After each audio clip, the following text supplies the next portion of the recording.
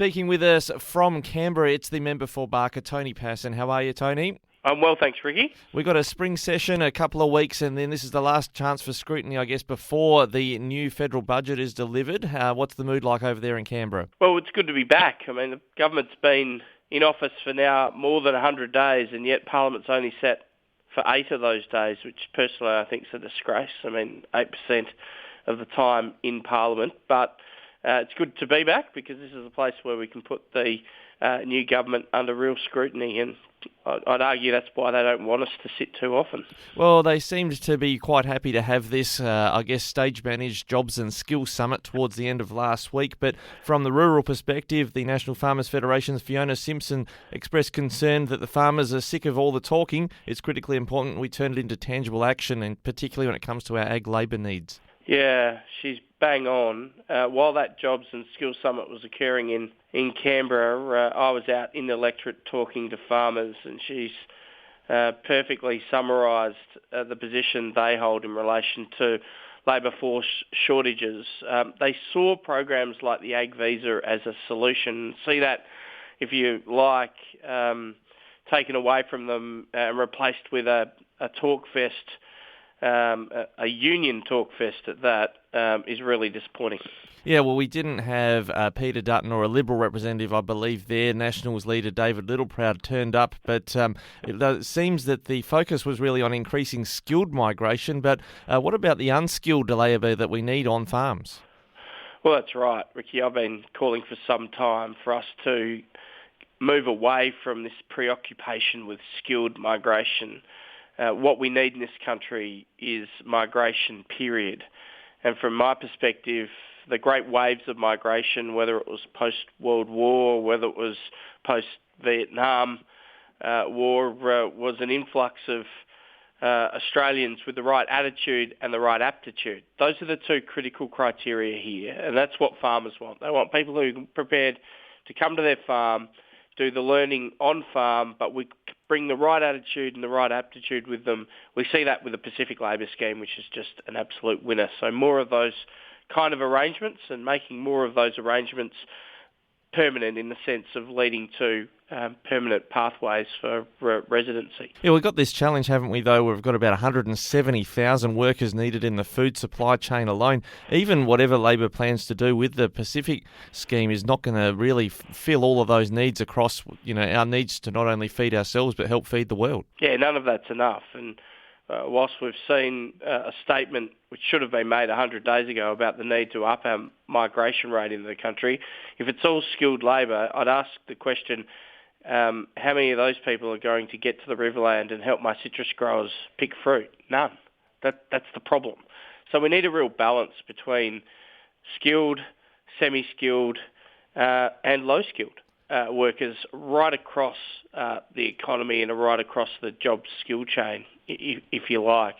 But Ricky, this summit, Jobs and Skills Summit, I mean, quite frankly, 10% of the Australian population are in a union, and yet 40 of the 140 delegates were hardcore unionists. No surprise that coming out of that process was a plan to reinstate pattern bargaining, which Paul Keating, of all people, got rid of in 1991. I mean, talk about winding the clock back, but ultimately, when the unions work to get you elected, then you've got to pay the piper, and that's what we saw. Well, we're also seeing now Senator Murray Watt, the Agriculture Minister, has organised or says he's getting a working group together on the labour shortages in agriculture that's only going to meet monthly. More talk, but we've seen the union movement very strong on piece rates when it comes to the horticulture industry. We're going to see movement too little too late when it comes to the need to pick the next crop. Well, that's my concern. I visited a grower not that long ago who showed me pay slips, and every single picker was getting a top-up of between $100 and $400 for the week. The reality is, for your listeners, that is going to see fruit prices in your grocery store increase. And at a time when cost of living is a real problem, I don't know why we're unnecessarily adding burdens to Australia's primary producers. And as you say, the very real risk is that Labor won't be available to pick the fruit at all, which would be a complete travesty. When we look at your new ministry responsibilities in the Shadow Ministry for Transport and Infrastructure, you've got some concerns also about road safety and whether we'll continue the investment needed to keep our rural roads safer. Yeah, and of course this is Rural Road Safety Month. September is the national awareness campaign that's run during the month by the Australian Road Safety Foundation. So it's an opportunity, Ricky, for us all to pause and have a think about fatalities and road trauma. 730 lives were lost last year. That's a significant number and one that I think surprises most people. My concern is that the $120 billion in infrastructure pipeline as part of the infrastructure program is at risk for the October budget, and I'm concerned that many of those programs were focused on road safety improvements. And so at a time when we lost 730 lives last year to road incidents, we're considering a budget in October. September is Rural Road Safety Month. I'm imploring this government to not nickel and dime investments in our infrastructure across the nation, particularly those that relate to road safety, because safer roads are better roads, wider roads, and I just want to make sure that the focus is there, because as someone who's lived through personal trauma as it relates to losing a loved one, in my case, at a job site, not on a road, it's hard to put into words the impact that losing a loved one to tragedy has, not only on your own family, but your broader friendship groups, first responders that need to attend scenes, hospitals and communities generally. We've all lived in rural communities that have had to deal with a road death, and it really does rock communities. And I'm very concerned in the lead up to this budget that this government will nickel and dime investment in road safety projects. So I'm imploring them not to do that. Well, when you look at I think the statistics that have been shared at the start of Rural Road Safety Month, that 2 in 3 deaths on Australian roads happen in rural and regional Australia, you would hope that spending on roads isn't about electorates that might benefit or not benefit towards the Labor government, but is actually about those key life-saving initiatives. Yeah, that's right. And it's all the more important when you realise that disproportionately significant injuries occur on those rural roads as well relative to the metropolitan road network, and yet the tendency is to plough those infrastructure dollars into major capital cities to deal with congestion. Now, congestion is obviously an issue and it is of concern. It needs to be dealt with, but it needs to be balanced against the kind of investment that prevents road deaths. And I think we can all appreciate that dealing with a road fatality is very different to turning up 5 minutes late to work because there was some congestion. Now, just lastly, on that rebalancing, I guess, of the political map, the now government in opposition complained about the Building Better Regions Fund, how it was being spent. Catherine King, the Transport and Infrastructure Minister, told us she was freezing round 6 of the Building Better Regions Fund, but you've also got concerns not just in that area, but also on the Energy Efficiency Grants Program about Labor freezing or putting a go slow on its spending in these grants programs.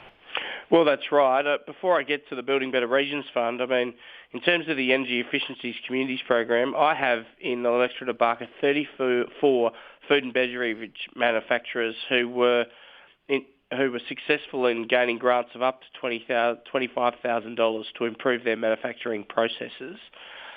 Those announcements were made before the election. I'm now being told that those announcements and those decisions are subject to review, which means that having received a grant, these manufacturing businesses presumably went about and bought plant and equipment or made plans, etc.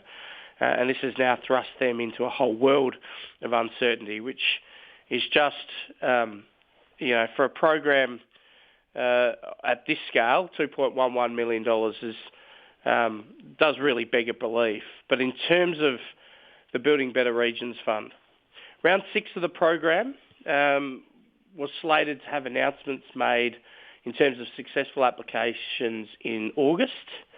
In the lead up to that, Catherine King said, no, everything's on hold, despite the fact that applicants in some cases had spent tens, if not hundreds of thousands of dollars of making an application.